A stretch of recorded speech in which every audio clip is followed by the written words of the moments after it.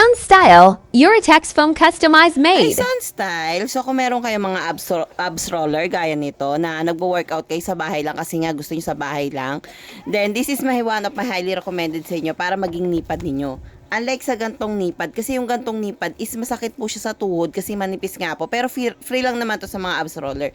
So, bali, highly recommended po namin if o-order po kayo ng Uratex foam po. Ang size po na in-order ko is 4x10x20. So, ganyan po siya. 4 inches po yung kapal ng foam.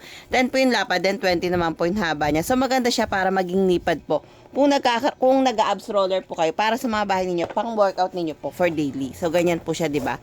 Kung abs roller po kayo, syempre, luluhod po kayo niya. Masakit po kasi sa tuhod if ganito lang po siya kanipis. So, kung ganito lang siya kanipis, masakit siya sa tuhod. So, highly recommended namin kung kukuha po kayo ng Uratex foam na customized made po siya. Maganda kasi to is in case na nag-workout kayo.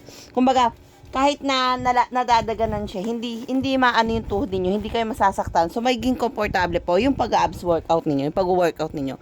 So, kung gusto nyo rin po yung mga ganitong customized made, nandiyan na po sa Yellow Basket yung link, check out na lang po kayo. Thank you!